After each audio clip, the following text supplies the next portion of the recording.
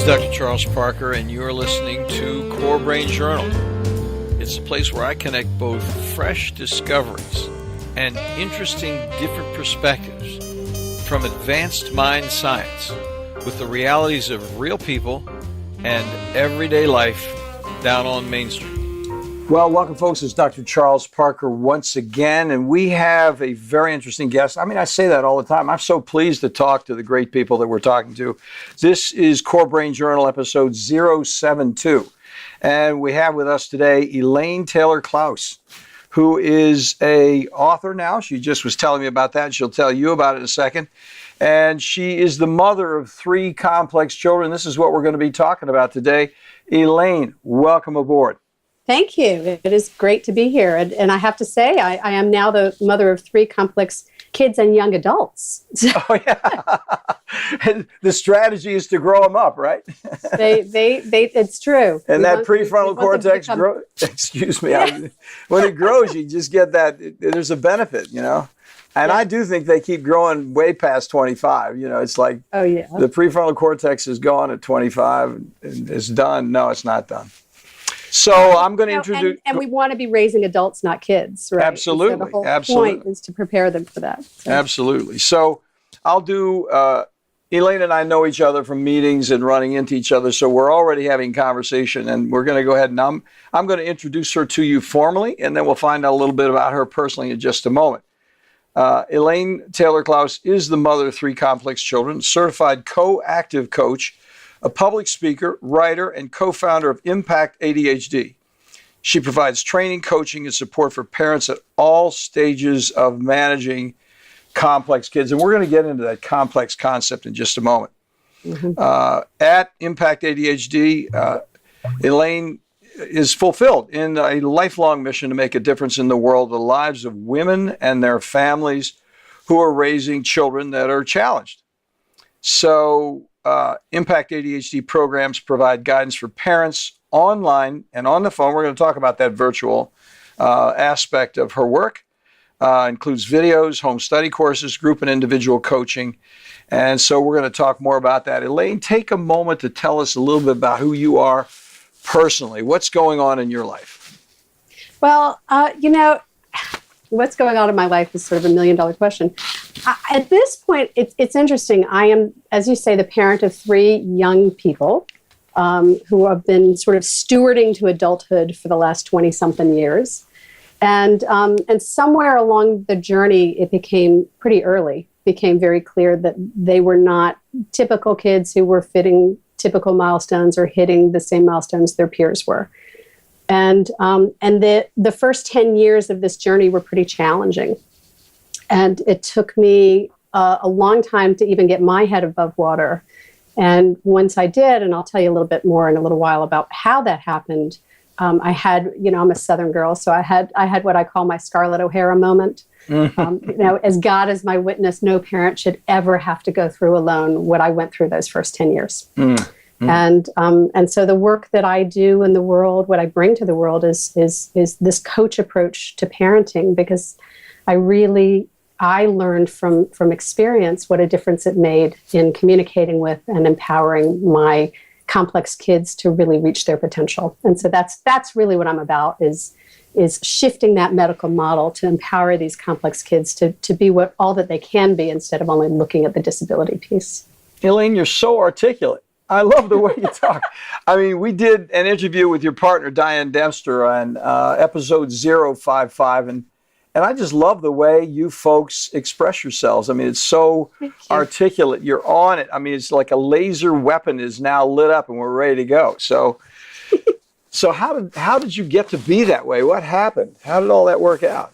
Well, as I say, I had these complex kids, and they were not, my oldest in particular was not an easy complex kid. It wasn't just a learning disability or ADHD or, it was confusing. And I think I spent a lot of years muddled searching, with an inconclusive diagnosis, and nothing really answered the question or made anything make enough sense to really get an adequate treatment plan in place.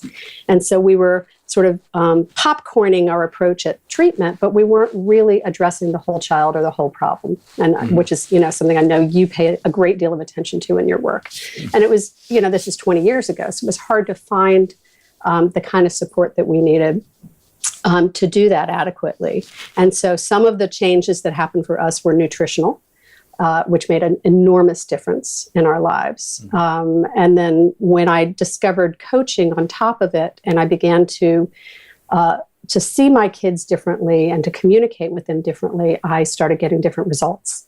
And it wasn't rocket science. It was not, this stuff really worked because it was an empowerment modality. So what was that turning point? How did that light turn on for you? Where did you get that aha moment where this is what I could do? Well, it's interesting. I became a coach because I wanted to help parents. So I started with that mentality, that sense that no parent should ever have to go through this alone. And I really thought I was going to become a therapist or a psychologist or something. That's sort of all that was available to parents in those days.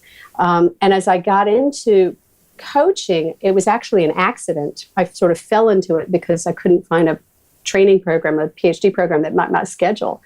And when I discovered it, I realized I found what I'd been doing and looking for all of my life. And it made sense to me in a way that the therapeutic model didn't. And that's not to dismiss therapy, because it's hugely important. But there was something about coaching that was about being present and looking forward, about paying attention to possibilities, about seeing things as whole and not broken. And I really, that shift in me created this enormous shift in my family. And so that's sort of what rolled me forward. What an excellent point. And I think the other thing that I find attractive about coaching and coaches in general is the concept of activity versus passivity in a very global way.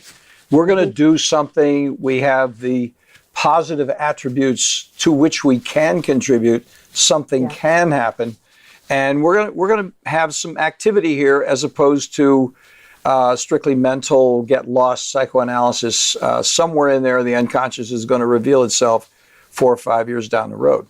Exactly. And I think for me, there's definitely, I come from a healthcare background, so I have that sort of big picture perspective. And I realized that what I really want to do, and this is just a little goal, but this is my dream, is to change the way that parents are managing any kind of chronic medical conditions that they have with their kids. And at this point in this day and age, we're looking at probably about 40% of the child population has some sort of a chronic condition that they're diagnosed with.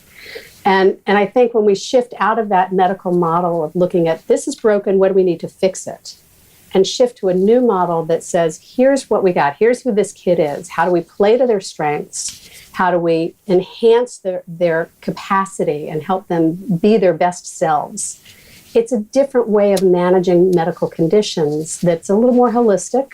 It doesn't dismiss the medical contributions, which are essential, but it adds to them. And it doesn't look at fixing, but it looks at complementing and ultimately empowering individuality. I mean, what really happens with medicine, and I've seen it myself in my own practice, is it does have a limited view. And you're talking about comprehensive care, and there's nothing wrong with that limited view as long as it's effective and working.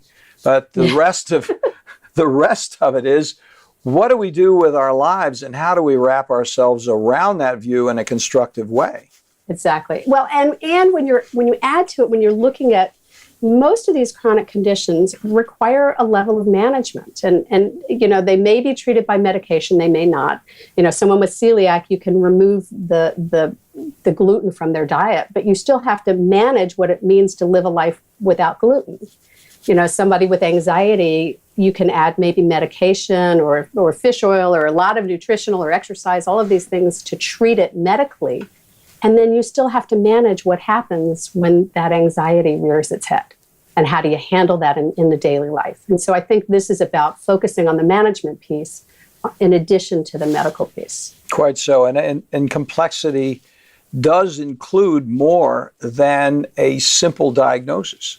Yeah. It's beyond ASD. It's beyond ADHD.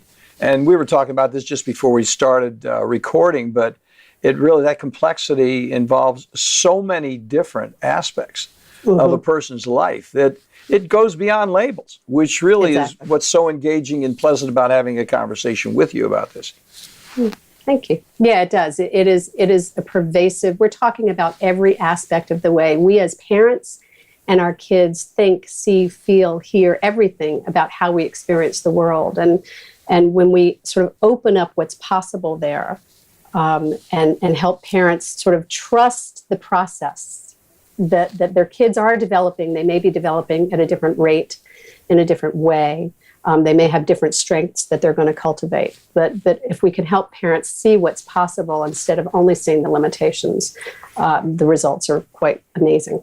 So let's talk a little bit about how you actually do that. I mean, we were talking, you obviously do it virtually. You very likely do it in your office. Let's talk about how that process can be approached. There are people here who don't have any idea even what a complex kid is and what you could do for a complex kid. So let's talk about that. So what's a complex kid? I always joke that if you have a complex kid, you know what it is, and if you don't know what it means. Isn't that the truth? That's a complex kid. Right.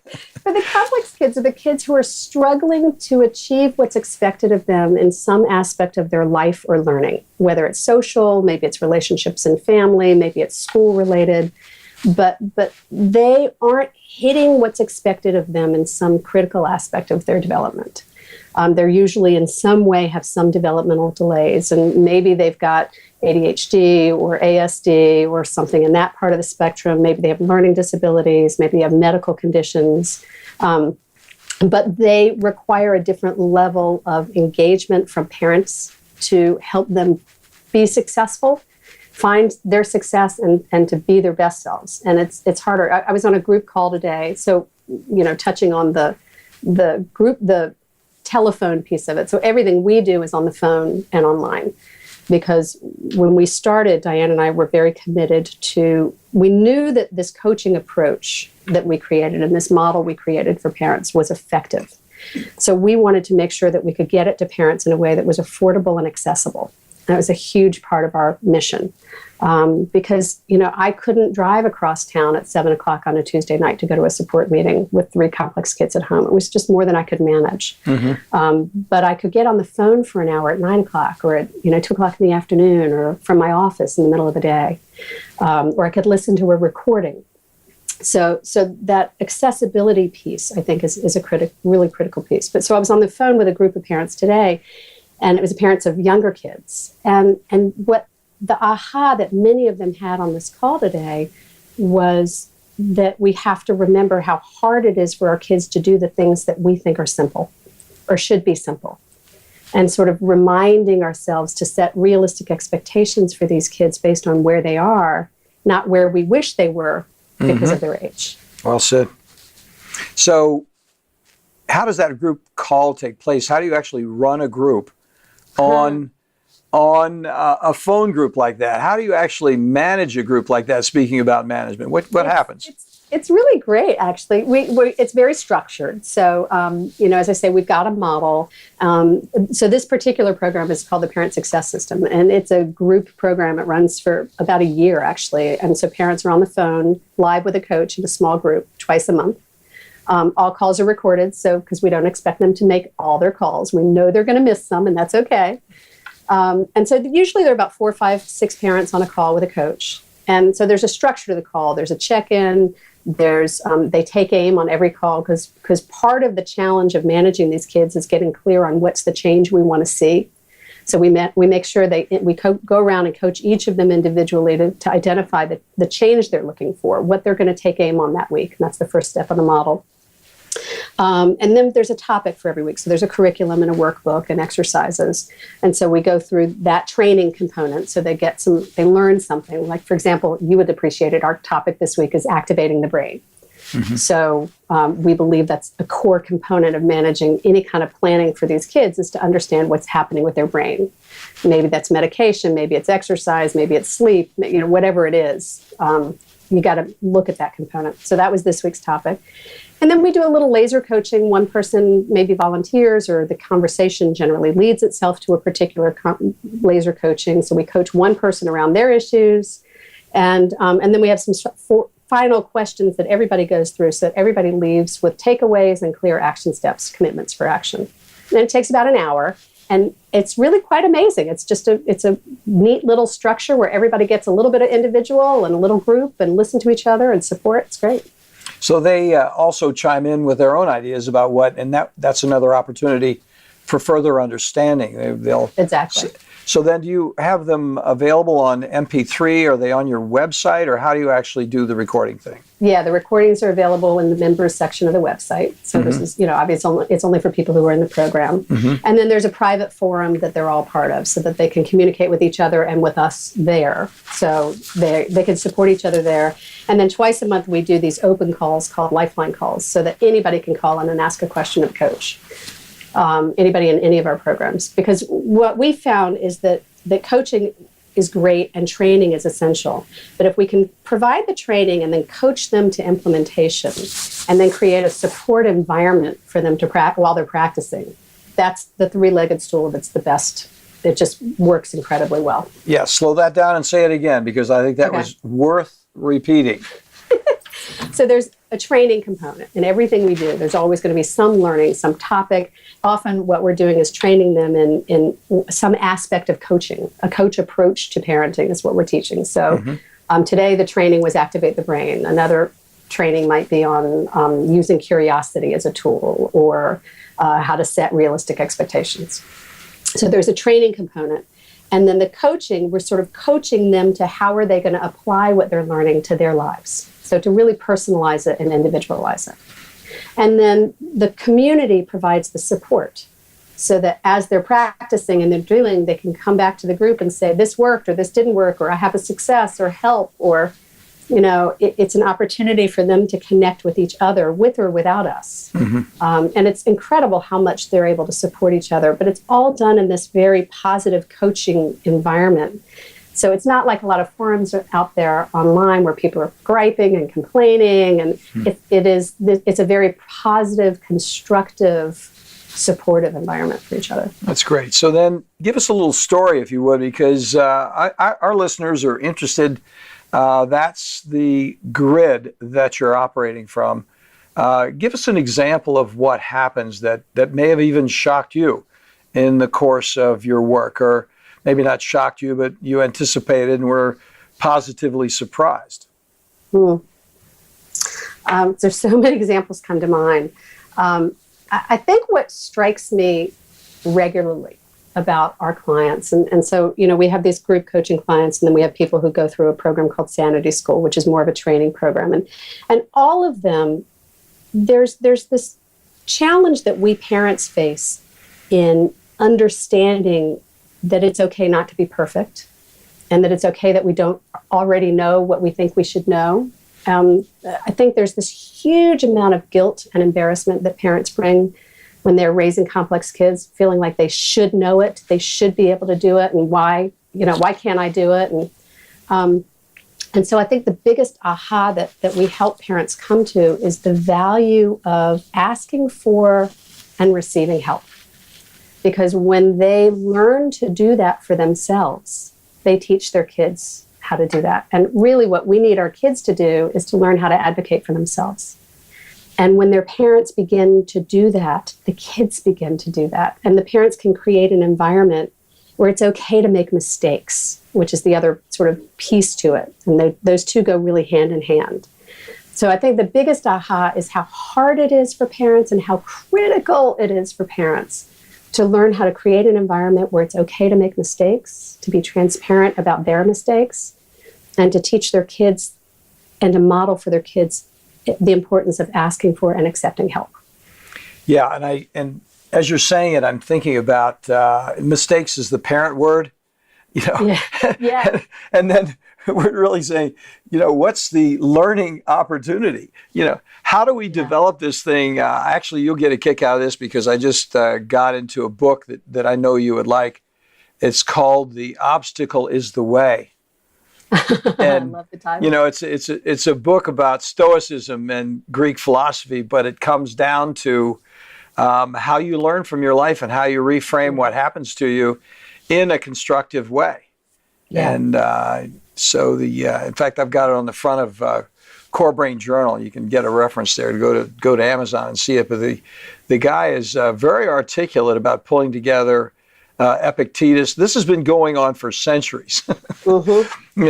Epictetus, Marcus Aurelius, and he says, look, this is the nature. Heraclitus from 500 BC. He says, look, change is the variable that's consistent. Yes. How do we actually manage the change and actually transcend that moment in some observational, constructive way? Right. And we call it conscious change, right? Mm-hmm. It's about bringing consciousness to it. I'm glad you brought that up because, in fact, I circled that. I have to ask her about this because we're so much on the same path with that concept. Yeah. Because if you have the awareness that change is the variable, then it's only a relaxed thing of how am I going to approach it? And then it's not an obstacle. It's like, this is the way things are. What am I going to do with this next learning opportunity? How am I going to take this to the next level for my own awareness and my own child's awareness? Well, and the key word there is next, because I think what we see a lot is parents come in and they want the plan and they want to know they got a 10-year-old kid and they're worried about what's going to happen when that kid's 25. And, and trying to help them see, let's worry about what's going to happen when that kid is a week away and a month away. And let's focus on what's next and allow it to unfold instead of sort of forcing this larger time frame on kids who don't really have a strong concept of time in the first place. Well, that is the deal, time. Yeah. In fact, time, if you think about it, this is a pet peeve of mine, but we're right on the same line, so I'll bring it up. And that is, time is, interestingly, completely not relevant in the current diagnostic coding system. Yeah. There is no time, and there is no context.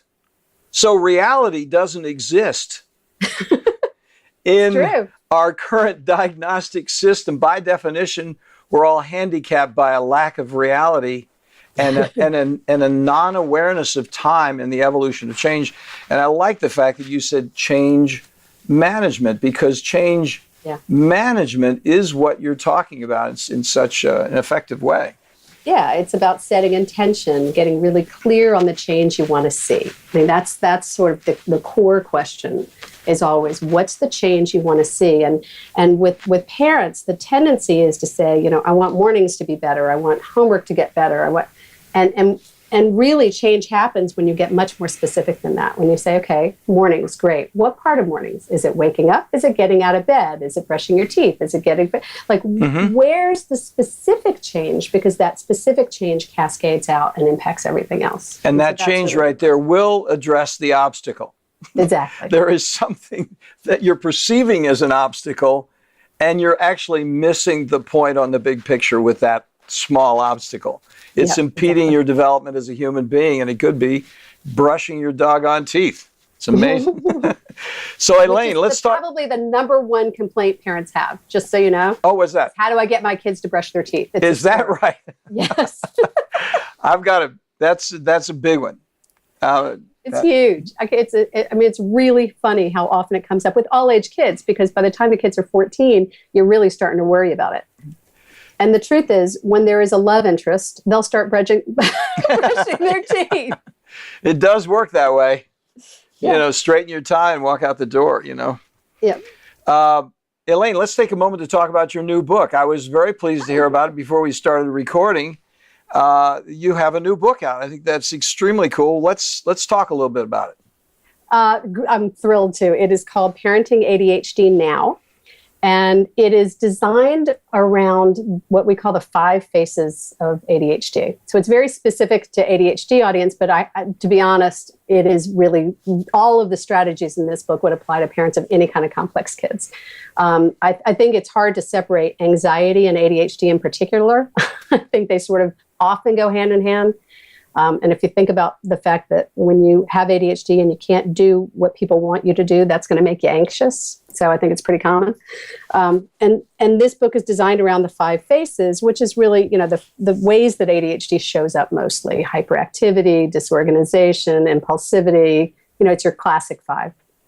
And so it's really a book of strategies in each of these areas, sort of addressing, 10, 15, whatever strategies for things that parents can do, everything from mindfulness to reward systems to, to using, setting expectations. So some of it is contextual and a little more theoretical, and some of it is much more practical, but it's all grounded in this sort of coaching modality or mentality, which is that this is about empowering our kids. And so actually the subtitle of the book is Easy Intervention Strategies to Empower Kids with ADHD. Because ultimately we want to help them learn to manage themselves. That's the goal here.